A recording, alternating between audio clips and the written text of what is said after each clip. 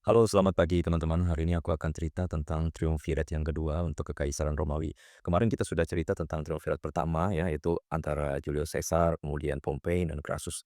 Nah, untuk triumvirat yang kedua ini adalah salah satu periode yang paling penting ya, yang menandai akhir Republik Romawi dari awal berdirinya Kekaisaran Romawi. Jadi latar belakangnya itu adalah setelah Julius Caesar dibunuh pada tahun 44 sebelum Masehi oleh kelompok senator dan yang dipimpin oleh Brutus dan Cassius ya. Jadi waktu itu ada pertemuan dengan senat dan Julius Caesar ditusuk beramai-ramai yang diinisiasi oleh Brutus dan Cassius. Jadi Roma ini jatuh ke dalam kekacauan para pendukung Caesar yang menuntut balas ya. Sementara para pembunuhnya itu berusaha mempertahankan republik. Nah, jadi ada pergejolakan pada saat itu ketika Crassus mati, kemudian Pompei juga mati dan Julius Caesar itu ingin mengkultuskan dirinya sebagai pemimpin Roma ya secara diktator.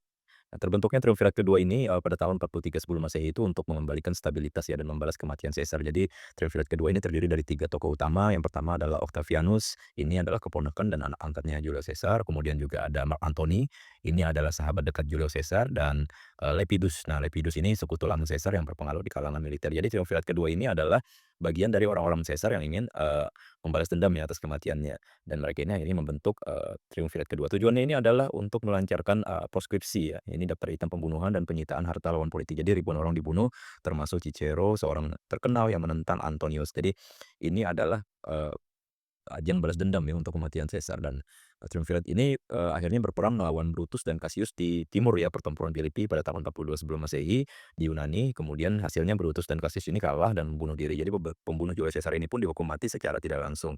Kemudian, triumvirat kedua ini membagi beberapa wilayah ya, Octavianus itu menguasai Italia dan barat termasuk Roma, kemudian Antony itu menguasai timur termasuk Mesir, dan Lepidus itu mendapatkan Afrika ya, sebagian wilayah kecil dan kurang penting pada saat itu. Namun setelah beberapa tahun Lepidus ini tersingkir dan dari kekuasaan tahun 36 sebelum Masehi oleh Octavianus.